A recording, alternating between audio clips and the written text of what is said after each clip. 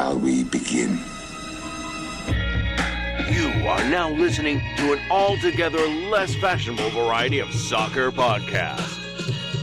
Broadcasting live from the capital city of Columbus, Ohio.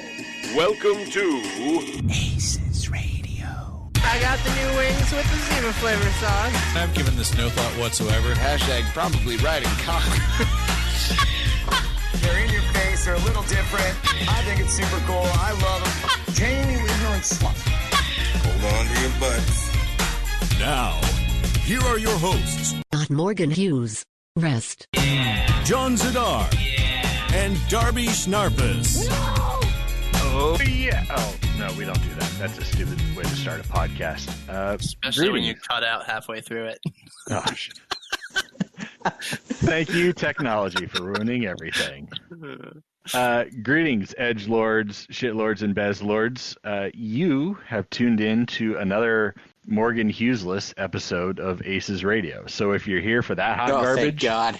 Yeah, just turn it off right now and walk away, because hashtag rest, the corpse of Morgan has been returned to his grave once again. And we're back. It is episode 157 this week. We're right in the midst of the transition to Phase 2 in MLS. But before we get into all the soccer bullcrap, let's check in with everybody. Brent, how the hell are you? Doing pretty well. Tired. Had a long day of travel. But, it's good to be in civilization again.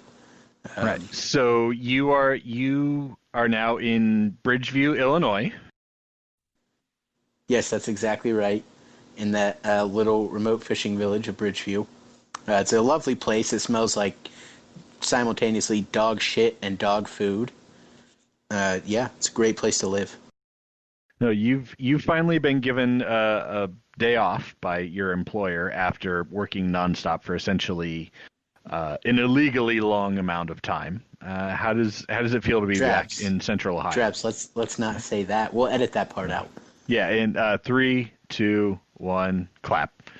Brent is definitely here just because he has a well-deserved set of days off that aren't related to anything else. So, how's it feel to be back in Columbus, buddy? It feels really good. It was really weird, like driving around and seeing things that I recognize again. Really excited to eat some food that I've been missing since I've been gone. But yeah, no, it's really good to be back. They weren't letting you eat there? John, they would let you eat. It's just they don't have good food in rural Oklahoma. So what I'm hearing you say is you're immediately going to a B-dubs in Columbus. No, Darby, they had B-dubs in rural Oklahoma. So the first thing that I'm going to do is go to a Roosters so that I can eat real food. Oh, you love to hear it. So have you yet found a meth hookup here in Columbus? Since I know you're missing that element of your life. Not yet. So if any of the listeners out there know a guy, just email us at team@savethecrew.com. Damn it. You son of a bitch. Oh, shit. All right. John, how you doing, buddy? How's life in your neck of the woods? Oh, I'm hanging in there, Nothing new really to report. Just staying home, staying healthy, doing what I can. That's terrible. You need more interesting things going on. You need to make up more interesting things for this podcast. Well, I mean, Brent has us covered here with the meth labs and the traveling and all that stuff. I mean, you're not supposed to be doing most of the things Brent's doing, so I figured that's probably more than enough excitement for the crew. I'm just trying to do my part in staying home, Darby. That's what we're supposed to be doing. Right. You didn't make me bike 5 miles to your house this week, so I don't have that adventure. Yeah, I am glad you did text me to say that you died on the way home, which I appreciate. Thank you for doing that. You're welcome. You said you didn't make it, and then there was a picture of you splayed out beneath the wheels of a car. So, well done. Yeah, that is a wild throwback to the crew takeover of Chicago that Morgan and I went on years and years and years ago. Oh yeah, yeah. That's gosh, yeah. You went and like stickered the whole town and everything. Nice. Yeah, scarfed the Jordan statue, things like that. Yep, good times. Ooh. Yeah, I basically spent the weekend with my parents here in town, as the listeners know from last episode, and tried to hang out in safe ways as much as possible, although they wanted to go up to Amish country, and basically nobody up there believes in masks, which is really great when your parents are elderly. I was super excited about that. They wanted cheese and pastries, and instead they probably have all the viruses known to mankind now. So that's great. Big shout out to everyone in Holmes County who thinks that masks are dumb. Yeah. Rest in peace, Edingers. Yeah. If only the people in Holmes County would ship their stuff to other places where you could buy it. Oh wait. Yes, I am fully aware that literally all the cheese we bought is available in Columbus. Thank you, Brent. But we had a nice road trip at least. So my final memories before I die of COVID-19 are going to be of a scenic trip up to the Millersburg area. So there's that. Well, quite honestly, we're all surprised that you've held on this long, so I'm glad that you got that trip in. Yeah, I really thought COVID had claimed you by now, but... Yeah. The most exciting aspect of all of that is I don't have to do this fucking podcast anymore once I die, so sucks to be you two. All right, should we talk about some soccer now? If we have to. All right.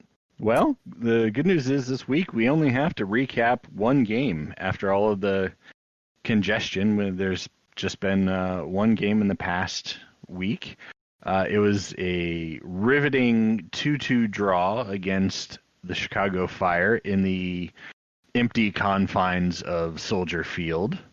It was one of those games where you had a couple of minutes of what the fuck, followed by a nice little comeback there.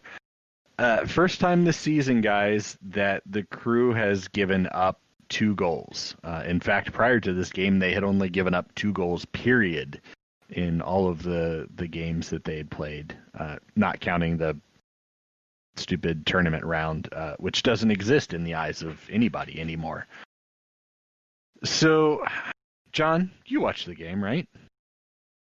I did, yes. All right. What the hell happened? What happened that in the space of literally 5 minutes, Chicago Fire, of all teams, were able to put 2 goals in? Well, the Crew's defense was pretty wide open there. So the first goal was a really well-played through ball. And then I believe that second goal came off of a throw-in and a quick series of back-and-forth passes basically around a majority of the Crew's defense. So I don't know what the deal was. I don't know if they were just kind of asleep. I don't know if they had come out tactically intending to be more spread out like that. But the Fire wasted no time in exploiting the gaps that were present. And, really quickly went up 2-0, which was, I think, a bit of a shock for everybody. It's just kind of accentuated the comments I'd made in the past about how concerned I was about the Crew when it comes time to face more superior opponents. Them getting off to a bad start against the worst team in the league is not inspiring. Yeah. Yeah. Brent, seemed like both goals had a great, like John mentioned, series of passes where Chicago is really moving the ball around. And you could see, especially with the second goal, Aloy Room getting kind of frustrated, throwing his hands up in the air. Is this game a point of concern for the defense for you at all, or do you think it's an aberration? I think I think you got to give them one bad game. It's really the first time that they've looked bad all season, including that tournament that you mentioned. So I'll give them the one game, give them the benefit of the doubt that it was just an off night and something went wrong. But if it happens again, then there's a deeper problem that you have to look at. But, Jonathan Mensah's been a great captain all year, and the defense has been really stout. So I think that getting roughed up for one game will be kind of a message to them, a reminder that, hey, we've heard all this talk about how great our defense has been, but we still have to stay focused and stay locked in. Sure. I do feel like maybe there was just a brief period in this window where they did lose focus. I know in that first goal, Josh Williams got caught way out of place. I watched the replay of that goal a lot, and I feel like he was maybe trying to do an offside trap because the key pass that unlocked that, like, he came to a dead stop, and I was like, okay, was he anticipating a pass that didn't come? But I think he had no idea that Mensah was back there with him, and I think he was just trying to make the smart play, and Mensah accidentally kind of screwed up what he was doing. But that being said, Mensah was doing his job, which was to run back on defense. And Harrison Awful did not track the goal scorer well enough.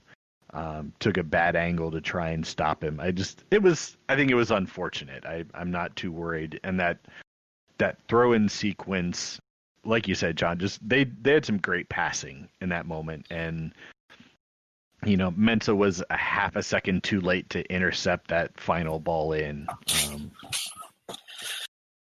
I think the blame for that first goal, I don't think you can really blame Mensah too much. Josh tried to step and play an offside trap, and no one else on the entire team seemed to be doing that, and so I'm not really sure why he thought that was a good idea. Both Harry and Mensah were behind him at that point, so there was no way that guy was going to get called offside.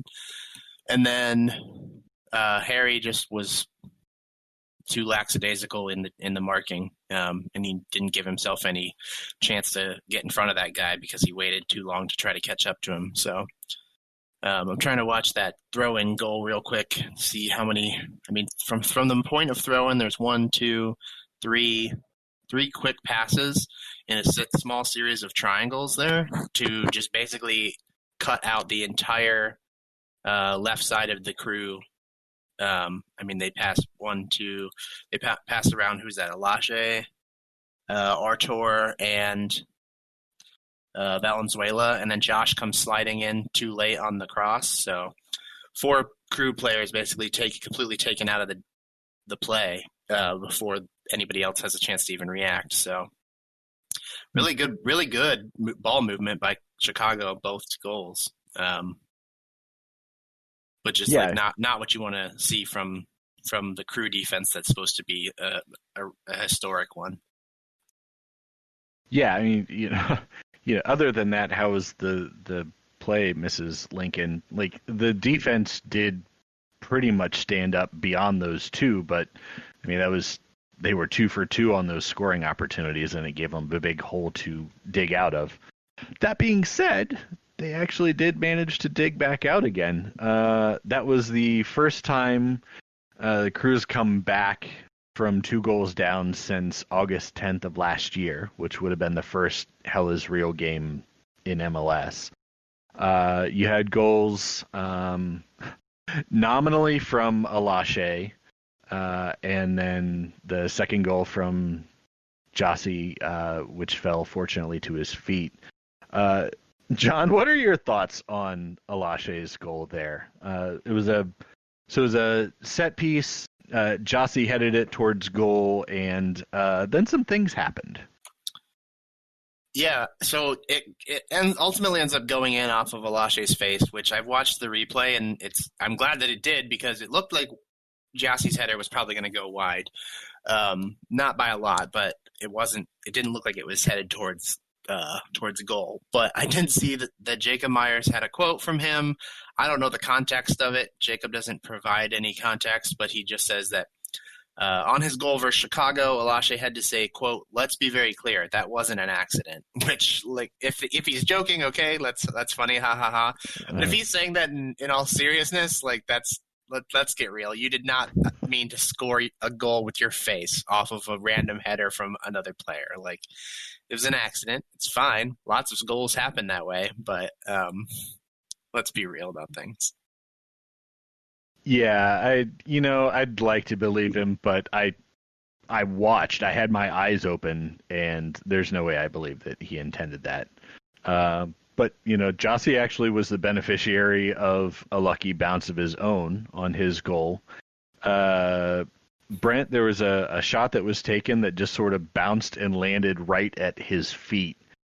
I'm not sure if he's ever had an easier goal than that, but still, that's a goal that maybe last year he doesn't necessarily put on frame, right? For sure. I think people probably remember how, or maybe you don't because what I say is not that important, but you might remember how critical I was of Jossie last year and all of his misses from 2 feet away. But this year his finishing has been 1,996% better. It's unreal, the kind of season that he's been having and what he's been able to put away and finish for us. Yeah, for sure. You definitely his conversion rate on his shots this year is pretty fantastic. This is also the first time since last season that Jossie has had 4 or more shots. Last time was the second Hell is Real game last season. He also had more than 4 shots in the first Hell is Real. So basically he just likes to shoot on Cincinnati, but we all know that. Also, Alashe had 4 shots. Nice little spread out on offense. But a 78% completion rate on passing. So not very much like a lot of the Caleb Porter games we've seen recently with the high accuracy passing. Do you guys think, is that a function of Lucas and Nagbe being out, or was Chicago just better at intercepting passes?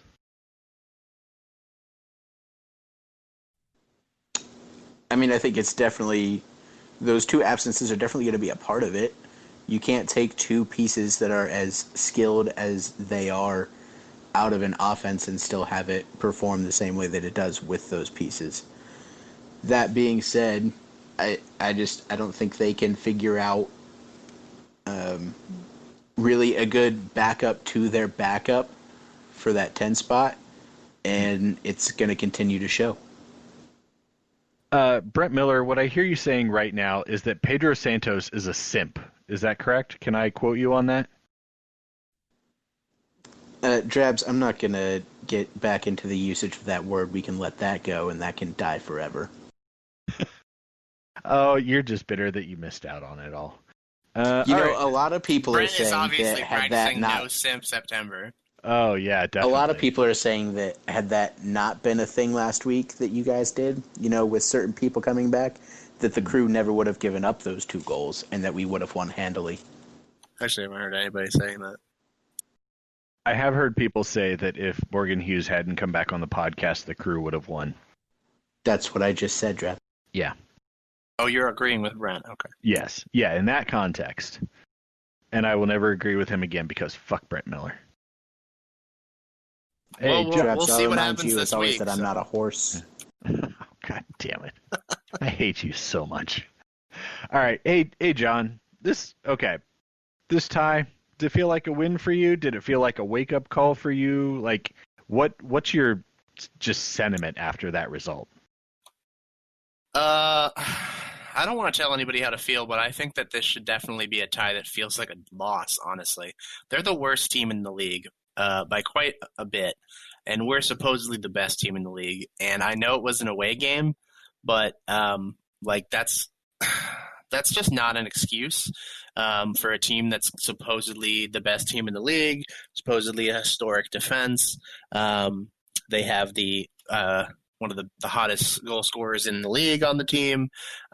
You should be putting teams like Chicago in the ground by multiple goals, not lucking your way into a draw.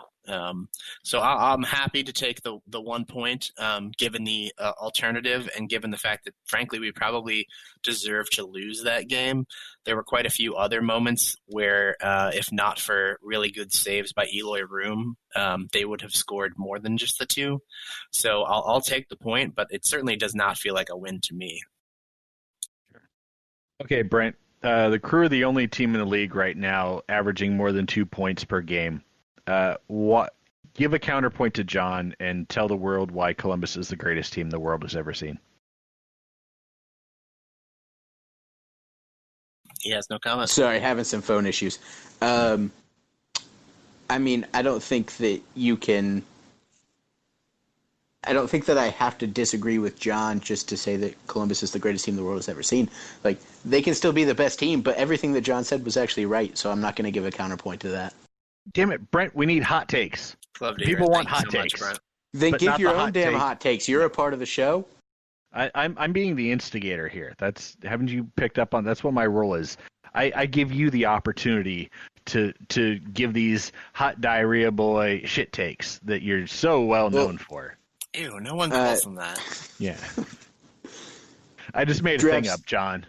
No, you didn't. That's not a thing. No, like I'm not gonna take a stance that I don't agree with just to argue with somebody. This isn't like a bullshit ESPN gap fill show. Skip Bayless has an erection right now and has no idea why. All right, well, let's talk about other things then. Hey, why don't we talk about injuries? Because that's a thing that Caleb Porter loves to not do. We did find out this past week Darlington Nagbe missed the game with an unspecified knee-to-knee contact injury. And finally, after so many games, Caleb Porter did acknowledge that Lucas Zelarayan is dealing with an MCL injury. Of course, he's still pretending like he has no idea about the status of either player for Saturday. I guess Caleb Porter doesn't talk to the team trainers. He will maybe decide at some point before the game whether those guys are going to play, but who knows? Because he gets to ignore rules about reporting injuries and stuff. Neither guy is on the injury report right now. The only guy listed for the Crew is Vito, which is not really a shock to anyone at this point. John, you and I have been doing a little chirping on the tweeters, as they like to say, as all the youngs like to say. We chirp on the tweeters about I'm not going to back up this verbiage you've chose to use. John, do you want to tell the listeners what you've been chirping about and what you think about the situation? I mean, it's not the first time we've talked about it, but it's continuing. Yeah, I mean, I recognize. First, I will just say I recognize that this is not a priority for everyone, but for me, this is, and I know for lots of other people, it is an important thing that we as fans be, kept up with, kept in the know to a certain degree on the injury and health status of the players on this team that we support, and that just frankly hasn't been happening, and it's. I don't want to say it's unprecedented, but it's been to a degree of that I don't think have seen here in Columbus as far as the lack of transparency and the lack of clarity goes. And you and I were chatting with Eric Bobbitt this afternoon about it on Twitter, and I just think that it's a bit frustrating as a fan to not know what's going on, and not just not know, but basically kind of just be told by the head coach that it's not, things aren't a big deal when they clearly are, because the same players keep missing playing time because of mysterious reasons that were not being shared. I did find this tweet that you had mentioned from Jacob Myers on September 12th saying that Zelarayan has a light MCL grade 1 strain. Whatever that means, I don't know. I don't have enough insight into the varying grades of strains, but and then it also says Nagbe has been dealing with being banged up. since the Philadelphia game. So, let me just tell you, as a medical doctor myself, the order of MCL injuries goes 1, Q, purple, Lambo, fastidious, and bad. So one is the best you can have, or the worst? One is basically saying your MCL is better than the average human being. It's actually superhuman at that point. Oh, okay. So so despite being hurt, his MCL is still better than mine. Yeah, basically. Okay, just great clarification there. Thank you. You're welcome. But anyways, the thing that sent me off on that, and then ended up bringing you in, was that quote by Porter today that I don't know if Jacob tweeted it or who tweeted it. I had seen it at one point. I'll never give credit to Pat Murphy, but it might have been him. Okay, well, there you go. Something along the lines of he didn't know the status, which I think you've already kind of mentioned in the intro to this little segment here, but I just don't get why that's the strategy for his response to questions about injuries, is that he doesn't know the status, because neither of the cases here is a good look, in my opinion. It's either like he does know, which I assume is the case, in which case he's blatantly lying, and then he does know, and he just doesn't want to say, which just come out and say that. So say, I'd rather not share any info at this time. We're still trying to get a more accurate evaluation of where they're at, and I will update you in the future. Just say that. Or the alternative is he genuinely doesn't know, in which case that's pretty concerning to me, that the head coach doesn't know the health status of his two biggest players. I'd be pretty upset to learn that was the case. So, not sure why he thought that was a positive, a tactic to take when answering that question, but that's basically what he said. Which is odd, given that he's obviously revealed in the past what was wrong with Zeller-Ryan, that it's an MCL knock of some kind. Why not just, say, hey, he's not there yet, we're still evaluating it? I don't know. I'm very frustrated. I know many of you, including you, Darby, are frustrated by the lack of transparency and forthrightness with these injuries. It's getting to be a bit of a joke. Sure. Brent, what do you think? I mean, the counter argument is that this is a tactical thing and it makes it more difficult for the opponent to prepare. As a fan who has gone through the past couple of years, I will say I probably have gut reactions to a lack of transparency from the team. That's not something that I think goes over especially well with our current fan base. But are John and I just butthurt and mad on the internet, or what do you think? Well, I think you could always just describe you as butthurt and mad on the internet, but in this instance, I'm going to happen to. Yep, that's exactly damn right. In this instance, no, I'm going to happen to agree with you guys. I don't know. I've heard a few different people say that this is kind of a uniquely American thing where we expect accurate and timely announcements on the status of players, and that in a lot of other places they actually don't do that. But, it's a thing that we're used to, and this is a sport in America. So, you for all intents and purposes, you keep trying to Americanize the game and you want to do things your own way. Well, why don't you, in this one instance where people actually want it, go ahead and match what the other leagues do and have mandatory injury announcements. It is very frustrating as a fan and as a person who cares about this team to not know the status of your best players. That being said, I kind of expect to see both of these guys. I know they've said that they have been training this week, and even leading up to last week's game, Porter said that there was a chance they would be in the lineup. I don't think that this is a very good tactical move. I don't think it helps you as much as people say it does. If I'm an opposing head coach and I'm planning for Columbus Crew SC, the best version of them is with Darlington Nagbe and Lucas Zeller-Ryan on the field. That's the one that I'm going to prepare for because it's the toughest. If they're not on the field, that game gets considerably easier because they use the same tactics with lower quality players. So what's the advantage here? Yeah, do you know how you prepare for Pedro Santos at the number 10? By doing fucking nothing at all. You just sit there and wait for him to pass the ball directly to the defense. You get out your camping gear and you set up the blow-up mattress. Right. Yeah, if that's the tactical advantage you need to win a game, Coach Porter, get the fuck out of here. It's just, it's garbage. And I guess if the league wants to allow it, they're making a big deal about, oh, you can bet on games now. Oh, come play our fantasy game where you pick players to figure out who's going to get you points for your team. Like, if you want to kill your own business model, I guess more power to you. But it's really weird that, everybody else releases an injury report with what appears to be relevant information, and Crew just has a guy who's been injured for 2 months now. But I don't know, whatever.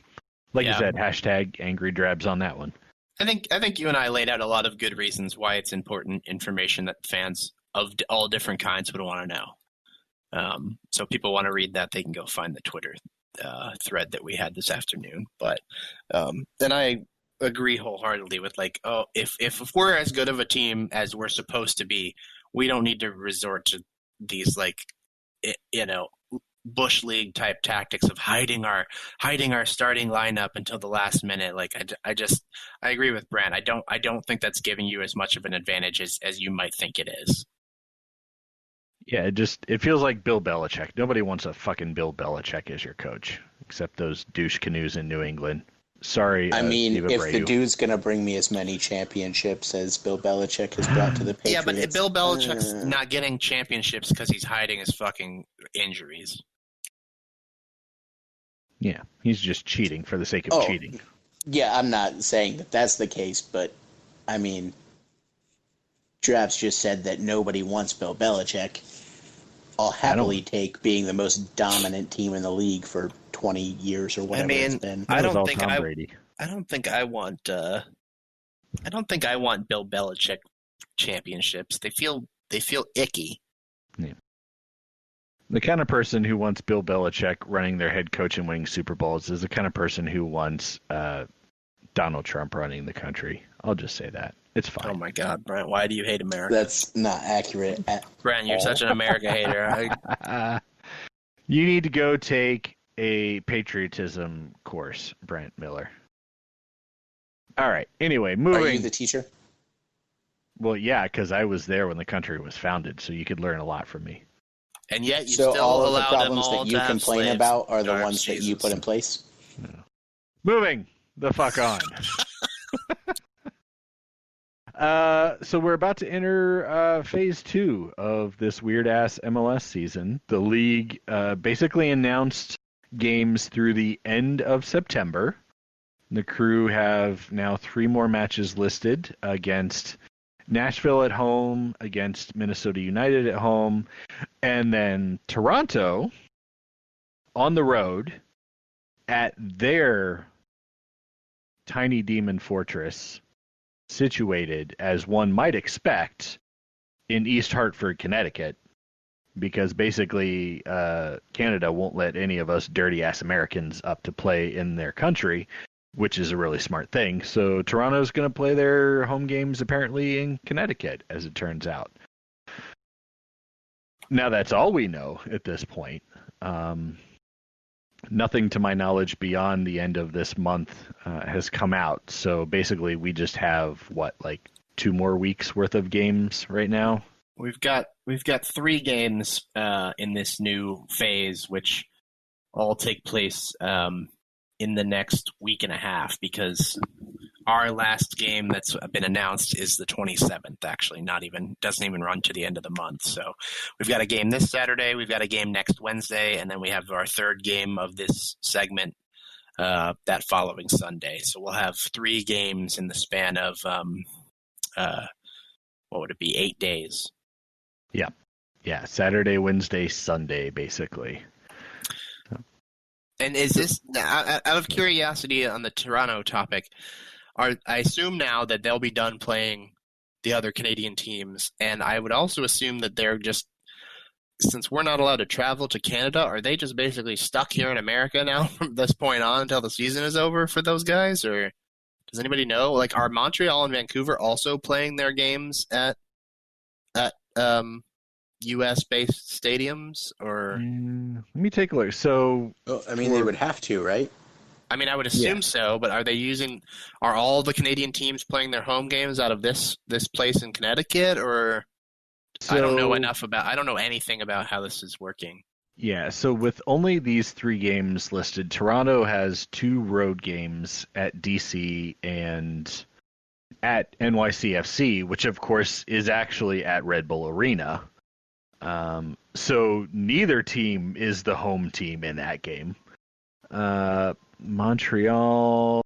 Yeah, let's. So this is odd. It looks like Vancouver's 3 games are away at Salt Lake, away at LAFC, and then home against the Timbers, but the game is at Providence Park.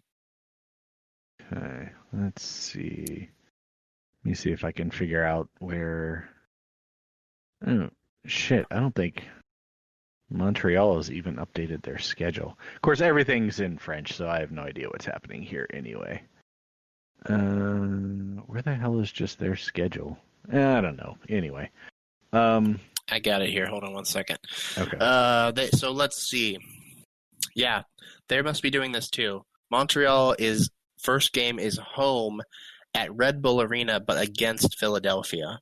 And then they have an away game in New England, and then another away game against the Red Bulls at Red Bull Arena. Ooh, so wait, who's the home team in that game then? It's Red Bull. Is what's listed. It says away. It says it's an away game for Montreal. Oh, okay. Gotcha. Yeah. Okay. But you said they are playing a, quote, home game at Red Bull Arena also? Against Philly. Yeah, that's their first game this Sunday. Wow. That's wild. So, yeah, so the 3 Canadian teams must be basically stuck here for the rest of their seasons. Although I think they get to go home. Like, I don't think they have to stay in America. I just don't think they're allowed to play in America, but I don't know that. Which I realize is the least helpful. You mean American teams aren't allowed to go play there? Yes. Yeah. Right. So, but I think like the players from Montreal can go back to Montreal in between these games. So, so do you think that these Canadian teams are living and training in their home cities and then traveling for all of their games? Because that would seem to me to be a pretty big disadvantage to have to travel for both your home and away games. Well, with this condensed schedule, that actually would be a lot more difficult because they're only having 4 days between games. Yeah, their schedule is actually 1 day more compact than ours because their first game isn't until Sunday. So they're going 3 games in 7 days rather than 3 games in 8 days like we are. Yeah, so maybe they are staying. It'd be, I would think they have to. I don't see how they can't not. I would assume this is basically like another bubble situation for these 3 teams. Hey, Brent, why don't you get on the fax machine and check this out? I'll pass. You guys are doing a great job just taking random guesses, and I think everything you have said is 100% correct so far. Thank you, Brent. He's the authority. I appreciate his backup. If we had drops anymore, I would record that as a drop. Him saying that we're right. Well, the thing is, you can clip it out later and then use it whenever you want. I don't think that's actually going to be possible, John. It 100% is, let me tell you. Oh, I can absolutely do that, Brent. I will send it to you so you can use it as a ringtone on your phone. Oh man, I do think it's weird that they've had all this time, and then they've still only now released 3 more games. Like, what? I don't understand the strategy behind that. I don't know if they're thinking like, are they anticipating having to stop play again, and that's why they're only announcing a small section? Like, I don't know what the thinking here is behind only announcing 3 more games. Yeah, I do feel okay. This is the part of the podcast where we just like throw out random pieces of information. I'm pretty sure I saw somebody quote Caleb Porter today as saying 4 of the next 6 games are on the road. So they may have more games scheduled that they just haven't announced yet. But if that is true, I don't know why they wouldn't just announce them. Yeah, I mean, I would assume and I would hope that they have more than just these next 3 games already planned and scheduled. I just don't know why they're only announcing 3. Like, I'm just curious what the strategy is behind just announcing 3 more. Like, if this is supposed to be phase 1 and phase 2, it feels more like now there's going to be a phase 3 also. I don't know. It's just odd. Like, when can we they said that they would announce, I believe what they had said was they'd announce the remainder of the schedule by mid-September, and now that's come and gone, and they've only announced 3 more games. So when can we expect to know? I mean, are we supposed to not know what the rest of the games are until the end of September or now? Or yeah, it is odd, especially given that they're allowing fans back into the stands in Columbus. So if they want to sell tickets, it would behoove them to make that information available to people. But I don't know. I mean, this is a league that thought it was a good idea to give a franchise to Anthony Precourt, so clearly they have no idea what the fuck they're doing. Yeah, I think it's just odd. I mean, it's another odd thing in a season full of oddities, so I guess we just get used to it. But the new normal is the old fucked up. And on that lovely, cheerful note, let's do a Crew Superlative for the week, guys. We have a very exciting question today, one that John was so excited for. He just had an answer ready-made. When he saw this one, he got semi-erect, and he said, yes, that is the question that I would like you to ask me on the air. So, John, This one is for you. Okay. And only you, because Brent didn't give a shit. He just accepted it. He rarely sight does. unseen. Yeah. He pulled his bucket over his head and he said, whatever you guys want is good with me. I am your bucket boy. I am here to do your bidding and dance like a little monkey. Let me just clarify, because Darby made it sound weird. We were not going to do anything weird and sexual to Brent, okay? Speak for yourself, John. Anyway. Again, Drabs, for the second time in the show. No. I'm not Somebody, a horse. John, go ahead and mute Brent if you could, please. No, well, I'm not going to do that. I'm going to go ahead and let him speak. All right, guys. So the question for this week is, who do you think's the best dancer on the team? And John, you go first, because you were ready-made with an answer here. You were all set. Well, Darby, I think that the answer here is pretty obvious. I mean, I feel like I say that a lot when it comes to this segment, but I feel like it's especially obvious here. We watch every week from start to finish of each game, and every week we're treated to the Pedro Santos breakdance show. I mean, he's on the ground, he's flopping around, he's spinning left and right. I mean, the guy's got some moves, so it seems pretty obvious. All he's missing is the cardboard mat, lay down, slap it down, and then maybe Artur can bust out an old school stereo, and hit play on some beats. But Pedro seems to be able to get to it without any sort of music. So I think he's probably quite the dancer out of the clubs when the clubs reopen. He is a virtuoso on his back. Take that how you will. Brent Miller, who do you think is the best dancer on the team? Darlington Nagbe. That's going to be my answer for the week. Again, it's going to depend on like the type of dancing that you're talking about, but Nagbe just strikes me as like this really suave dude that just like knows how to do some really fancy dancing. I feel like I can perfectly picture him in like a suit doing some like really elaborate like sensual salsa dance or something. Yeah.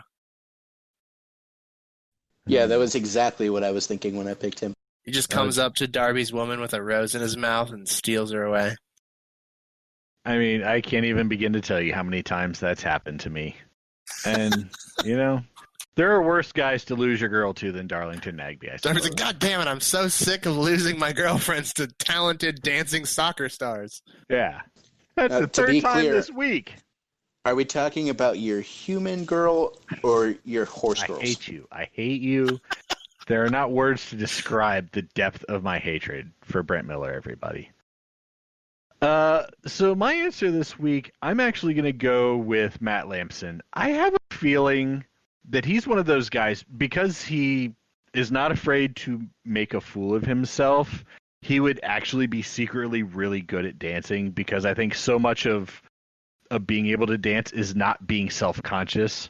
Like, if that is true, yep. If I'm ever forced into a situation where I'm supposed to, let me do some air quotes here and say the word dance, it's not going to go well, because I am just painfully, epically aware of how uncoordinated and ungraceful I am. And I think Matt would just be like, fuck it. Like, he would be fully into the music. He would lose himself. And you just sit there like, he'd be one of those guys that a circle just naturally formed around him on the dance floor. And he'd be mixing in, like, there'd be, disco moves. There might be some break dancing. He'd even throw like a line dance in there at one point and just blow everybody's mind. I feel like he's got what it takes. I think that makes a lot of sense. I like how Darby just dismissed himself as, like, not a dancer when there are multiple videos. Nope, there are no videos. There are no videos doing of me one very dancing. certain specific dance. Nope. That's true, yeah. Nobody knows what you're talking about, Brent. And nobody... Go ahead and ask Shane Paulson to make a Twitter thread of them all tomorrow. No, we should not. We're going to edit that out in 3, 2, 1. Dance. Clap. Oh, shit. All right, well, should we award some man balls for this week, lads? What do you say? We there was a game, and we do this thing where we give our balls out to people. Brent, why don't you go first this week? Who are you giving your 2 man balls to? All right. Let's see. Who actually deserves to get an award this week? Well, I'll give one to Jossie for continuing to just finish at a kind of a prolific pace, for being the offense that we actually need when nobody else is. Then the second one is going to go to Jizz Hornkamp of FC Den Bosch. I'm sorry, what? For his... Wait, Jizz Hornkamp? Yeah, did you guys not see that tweet? Dude, no, what? Somebody tagged the ACES radio account. There was a soccer player, I think it was actually Keith Noss that tagged it, but there's a soccer player who plays for a team called FC Den Bosch. His name is Jizz Hornkamp.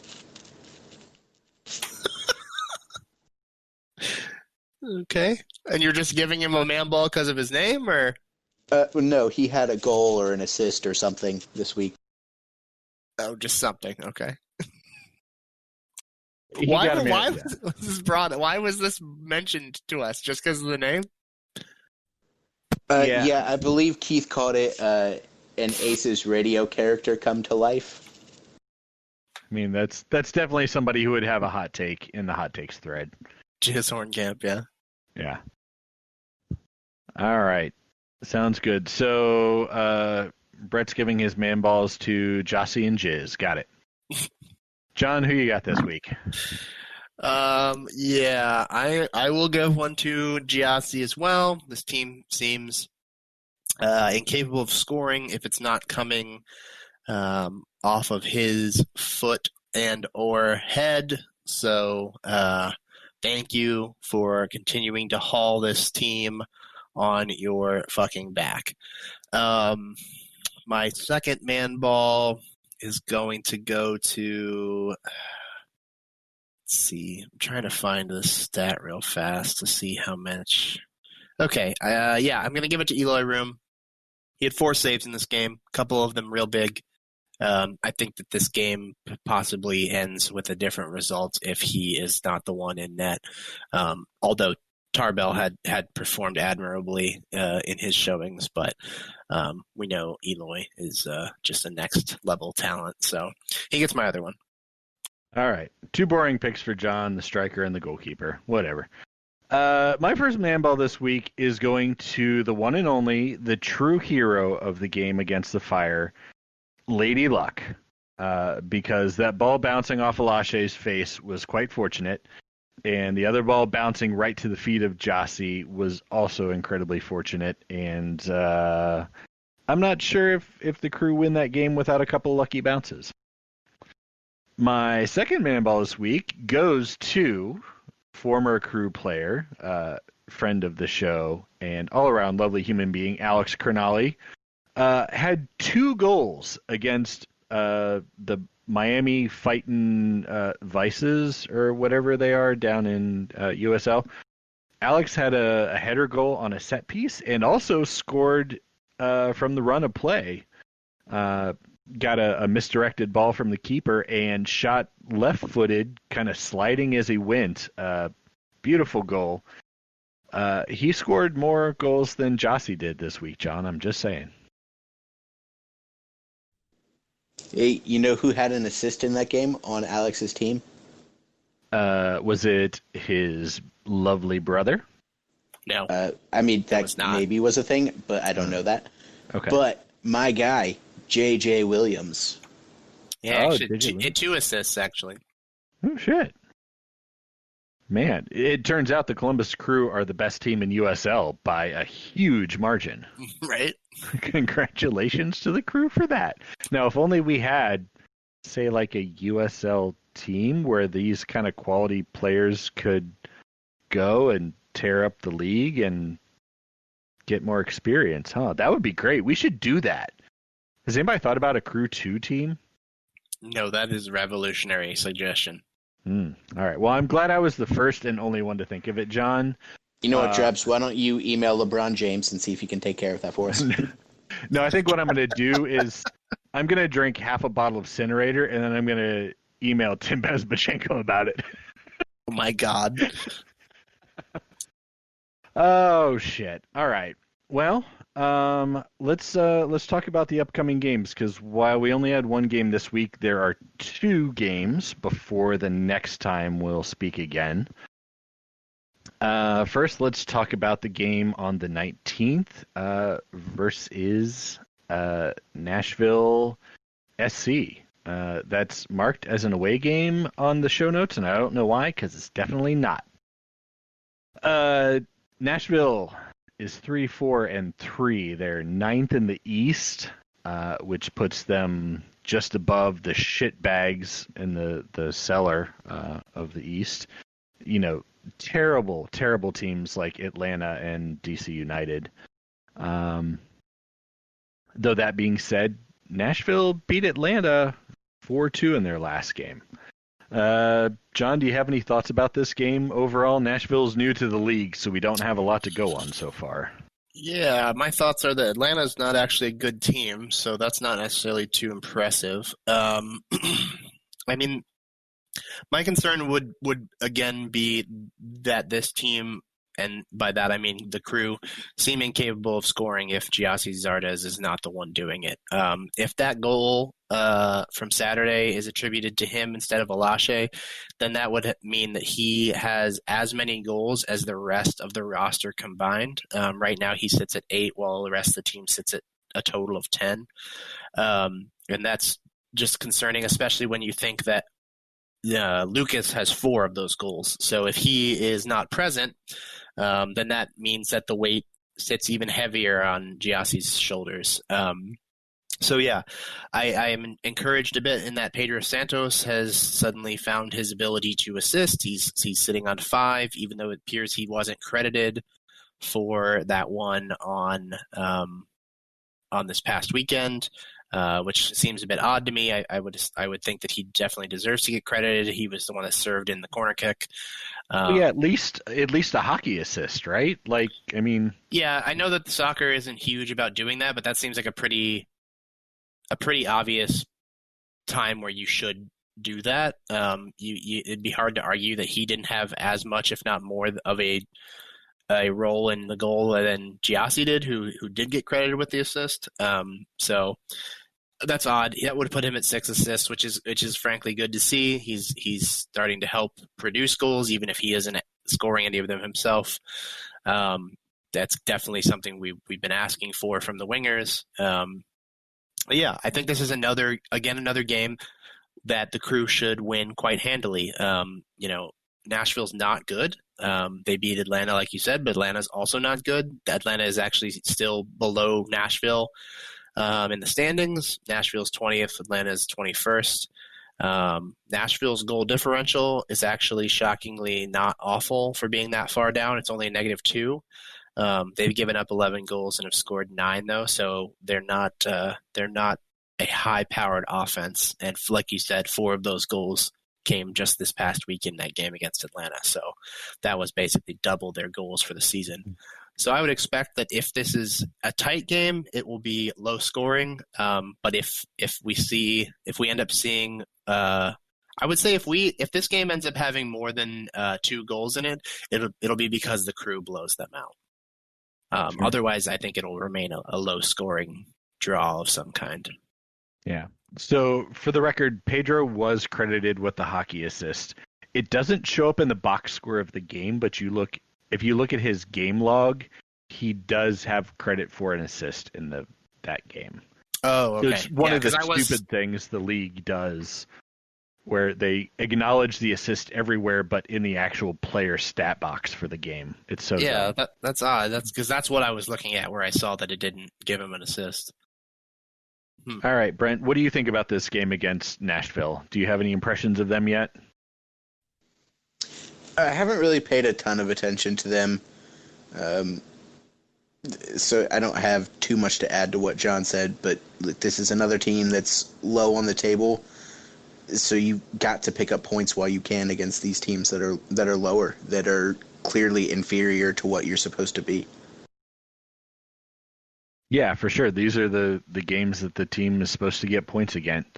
That being said, Nashville is undefeated in their past 4 games, which it's 2 wins and 2 ties. Now, granted, that's a win and a tie against Miami, a win against Atlanta, and a draw against Orlando. So this is not high-quality opposition. And like John said, they don't score goals. Yeah, I was just going to point this out, not to interrupt you, but just for a brief stat here. They don't have a single player on their team that's scored more than 1 goal. Oh, shit. Yeah, they also, before that Atlanta game, they had never scored more than 1 goal in a game, which is not great if you're looking to play professional soccer. Yeah, I don't have a lot to add about Nashville, but a team that doesn't score a lot might be in trouble in this game. I mean, if the Crew can maintain, they did shoot 20 times against Chicago, and I would like to see more games like that where they're really putting a lot of pressure on the goal. We still have by far the lowest goals allowed in the league.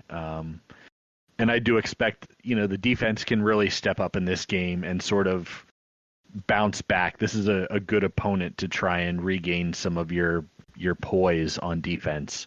So a shutout certainly wouldn't shock me in this game. And I'd love to see a multi-goal game, but I think you're right, John. They may, if it stays tied 0-0 for a while, it might wind up being a 1-0 kind of snooze fest. Yeah, 11 goals on a quick glance at the table. 11 goals given up would put them in the top 1/3 or top half of stingiest defenses in the league. So They're not scoring a lot, but they're not giving up a huge amount of goals either. Yeah, which for a brand new team that's still trying to glue together, I think that's kind of about all you can ask for. Yeah, I mean, they have a couple notable defensive names in Walker Zimmerman and Dax McCarty. Those are pretty prominent defensive styled players. So they definitely have some talent along the back. All right. Well, let's move on to the game against Minnesota United. That will be the following Wednesday, September 23rd, also at Mafre Stadium. So, Brent, Minnesota currently 5-4-2, which is good enough for 3rd in the West, which is apparently just an insanely wide open conference this year. nobody in the West has fewer than 15 goals. And the goals allowed range from a low of 10 to a high of 27. Basically, nobody's playing defense over there. It's like an NBA All-Star game all the time, as it turns out. What do you see happening in this game? I mean, I think it's going to depend on, is Ethan Finley still out? Is he going to be out for a while? I don't remember that injury status. Let me check the fax machine here. While you're doing that, I will say that Minnesota is in the top 5 of both goals scored and goals allowed. So, yeah, I think this has the potential to be kind of the opposite of the Nashville game. Yeah, that's pretty much where I was going to. Except depending on, some of their injury situations, maybe it affects their ability to score, because I could be wrong, but I think their last couple games they've actually decreased their scoring. So if those guys continue to remain out, then it could be a pretty good time for the Crew. But yeah, I would anticipate this being kind of a high-scoring affair. Yeah, so a brief look at the Minnesota United injury list, which actually has players listed on it, reveals quite a lot. They have... You're looking at the one on MLS? Yeah. Okay. That one's not been updated since the 12th, just FYI. Sure. But that being said, at that point, you had goalkeeper Tyler Miller out for the season, Iko Para out, Aaron Schoenfeld out, Ozzy Alonso out, Ethan Finley out, Luis Amarilla out, and another goalkeeper, Greg Ranjitsingh, also out. So, and maybe they're just reporting all that shit because these guys are clearly not playing. At that point, Ethan Finley was listed as out 2 to 3 weeks. So not only are they announcing players being out, but they're saying what the injury was. It was a knee injury and how long they're estimated out. So I guess congratulations to Minnesota United for having a little transparency. Yeah, and if I'm not mistaken, I think Iko Para is also going to be out for kind of an extended period of time. So, I mean, Minnesota is quickly turning into a team that's being just absolutely killed by injuries. And I think as time goes on, you'll see them start to slip in the table because of it.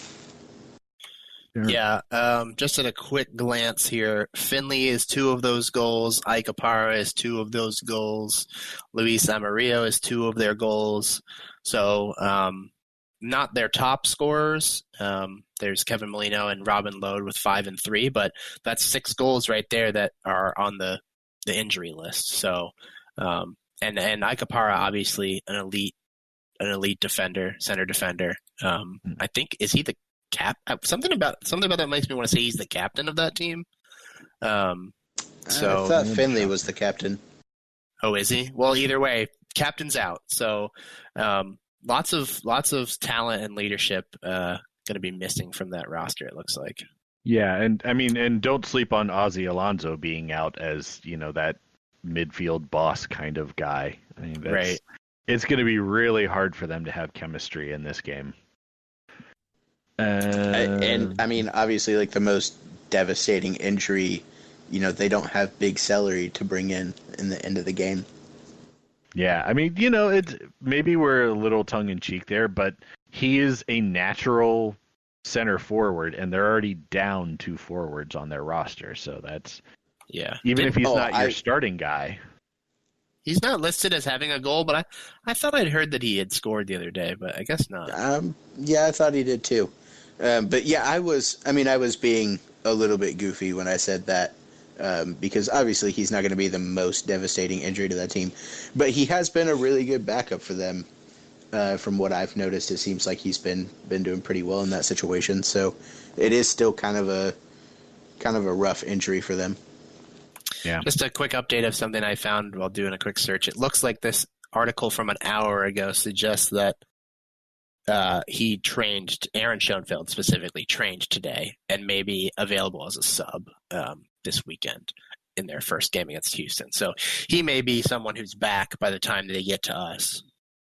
That's good. I know it looked like Adrian Heath said something about they might have to go find a striker in the transfer window. So hopefully he's back for them at some point. Hopefully he also doesn't score against his former team, the Columbus Crew. Yeah, their top two goal scorers are actually midfielders in Kevin Molino and Robin Lod. So Emerio's their forward. He's injured. Schoenfeld's out. He's injured. That leaves Mason Toy as their only other forward on the roster. So. All right. Well, let's go ahead and we'll do some score predictions. But first, ladies and gentlemen, let's go ahead and recap the prediction standings. So just as a reminder for those of you listening at home, which is, well, it's probably everybody. Is anybody at your house listening? Nobody's here listening. I just checked. I just looked around again. No, nobody's listening at all. So last week, Brent Miller, you predicted did not make a prediction. You predicted on Twitter, where it was visible to all people, a 2-0 Crew victory. The actual result was a 2-2 draw. You get no points because you suck. John Zadar, you predicted a 3-0 victory for the Crew. You just thought they were going to run rampant all up and down Soldier Field. No, there was a 2-2 tie. You get no points. Darby Schnarfus, continuing champion of the 2020 prediction standing season, also predicted a 2-0 Crew victory. And you did predict the correct number of Crew goals. However, that's not enough to award you any points. Sorry about your luck. Morgan Hughes predicted 1-1 draw. You get 5 points. Nobody cares. So, to recap the standings, lads. Just real quick gloss over that. I know. In fourth place. He also said that it was impossible to come back from 2 down on Twitter. Oh, did he? If we're trying to roast, yeah. He tweeted, it's impossible to come back from 2 goals down, and I snapped a screenshot of that. Okay. Well, maybe we should take away his points then, just, for being so wrong about that. However, he does have 51 of them to take away from. So very, very, very dead last place with a sad 5 points, Morgan Lucille Hughes. Wah, wah. Travis, I think you forgot to add that to his 46 points. No, I didn't forget anything. Thanks, Brent. Unless you want him to bump up so that you can be tied for last place. Because I think I would. We'd actually be tied for third place. Tied for next to last place. Brent Miller and John Zadar, both with 25 points. And finally, bringing up the front, leading by just an insane margin, John and Brent. Wow, what an honor it is to be tied up here at the top with you, Brent. John, it feels really good to be tied with you. Thank you. It's a real treat. It really is. We're 2 of the best predictor men to ever have been on the show. A lot of people are saying that, and I'm shocked at how long it's taking the old man to figure out how to mute himself. Excuse me. Pardon me. Excuse me. Something weird happened. There was a server error. I definitely did not get muted at any point. Oh, man. That's so weird. That server error happened again. God damn it. Cut that shit out. I'm trying to have a moment. Darby Schaaf, 45 points. Yay! Wait, who? I don't know who that person is. Who's Darby Schaaf? Darby Schnarfus. Oh. 45 points. All right. That makes Continuing amazing champion boy. Cannot be touched, cannot be caught, cannot be surpassed. All right. That's mathematically untrue. Yeah, that remains. We could literally pass you before the next show.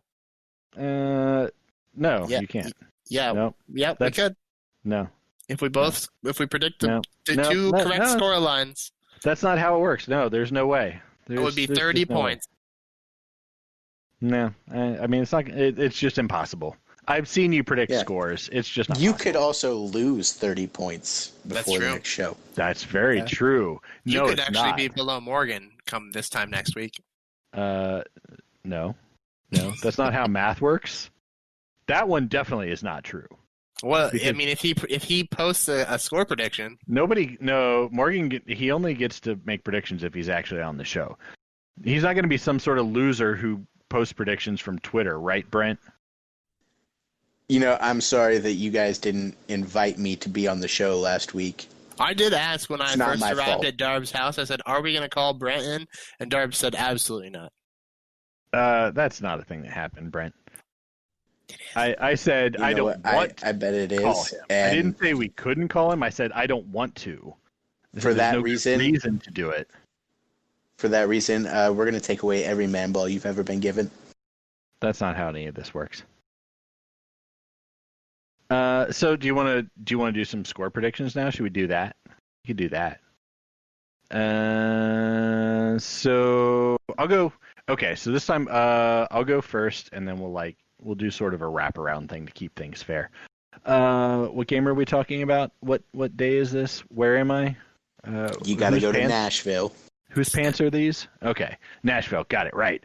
Those are Okay. your own pants. I'm doing so well with that 2-0 prediction that's what I'm gonna go with against Nashville. 2-0 Crew win. You got that wrong this week, Darby. I'm sorry, what? I'm typing things, John. Don't ask me to. I know do you two things can't at do once. two things at once. I really can't. Brent, what's your prediction for the Nashville game? Let's see. You know what? I'm going to go big. I think we get at least one of Zelarayan and Nagby back, if not both this week. And the defense is going to stay stout. So I'm going to go bold, and I'm going to go back to my 4-0 Crew prediction. John, Brent is just giving points away right now. So what's your prediction? It's a fascinating take. I feel confident. I think this will probably be my third game in a row predicting this, but I'm going to go with the 3-0 Crew victory. 3-0 Crew. So all three of us are predicting shutouts. Basically, it's just the margin of victory at this point, which is obviously the only correct score. Well, prediction. as the greatest team in the world has everything seen, Darby, how dare you even suggest that there could be another prediction? I literally said it was the only right prediction, John. But thank you for but that. it goes without Well, saying. I didn't hear that. Brent, that's because your charger block isn't plugged in, so you couldn't hear very well. First of all, Traps, it's just a block. I just used the word charger because I didn't figure you would understand what I meant when I said block, and I was right. So, just so everybody knows, Brent thinks you plug your cell phone into like a concrete cinder block to charge it. So if his phone disappears at some point, it's because he doesn't know how technology works.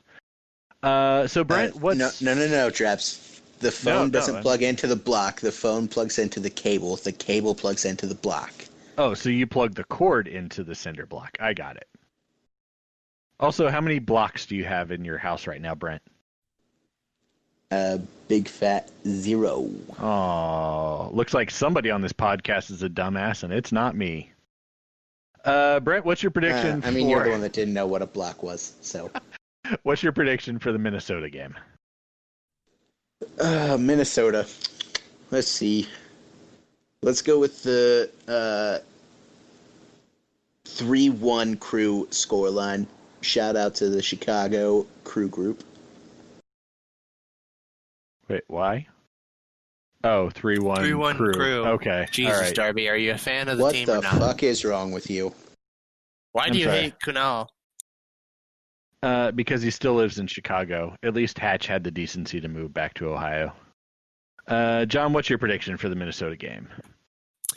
I know that I said that Nashville was the stingier of the two teams, but I think that this one, given the fact that they're more talented and should be a better matchup for the talented Crew team, I wouldn't be surprised to see this be a 1-1 draw. 1-1 draw. Okay. Draw versus Minnesota. So you think that a depleted Minnesota team is going to manage a draw in Columbus. That's interesting. Oh, I thought that game was on the road. It's at Moffrey. Oh, it is? That's the one. I corrected the... I thought you said it was away. No, it is at Moffrey. Oh, well, okay. Knowing that, then I'm going to say... Do you want to change? Okay. Yeah, I'm going to change it to a 2-1 Crew win then. 2-1 Crew win. Okay. We'll allow that. I mean, you came in with bad information, so that's acceptable. I guess I got confused when you were saying earlier. I hear it now that you're correcting me, yeah. Okay. God, I wasn't aware of the depth of injury for Minnesota until we went through all that. Like, I knew they were down strikers, but I didn't realize how much they were down. Wait, Minnesota doesn't have injury trouble straps.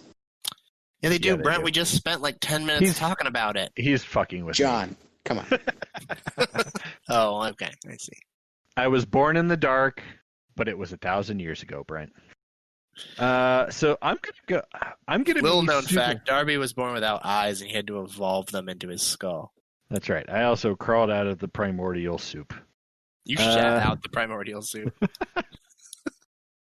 All right, I'm gonna go Sunshine Brigade, and I'm gonna call for a 3-0 Crew win. Wow, he's saying Brent's giving points away. I mean, I think a 3-0 win against Minnesota is more likely than a 3-0 win against Nashville. I'll just say that. All right. Brent, we haven't done this in a while. What did I forget? I don't know why you're asking me. It's been even longer since I've been on the show. I think you're pretty good, Darbs. All right. Yeah, so I guess that's what we've got. We'll be back again and do this next Thursday since there's still games scheduled, so I guess we keep talking about them or whatever. And maybe next week we'll have more info about... There'll only be one game left at that point, so maybe we'll have released more info about the schedule. Yeah. And maybe Caleb Porter will have talked more about the injuries. No, that's not a thing. Probably not. Yeah. All right. Well, yeah. So I guess we should do that thing where, like, we whisper and then I lay the music over it. Nobody hears what we're whispering about anyway. It is my favorite part of the show, yeah. I know. You've told me that repeatedly, that there's nothing that you like better than that. It's literally the only reason I'm still doing the show. Yeah. Okay. Well, only because John likes it and only because it makes him happy. We'll do the thing where I say, and all Lord Guillermo's people said, Brent says Lord. The Browns are going to lose to the Bengals each other then. Oh, poor Dave.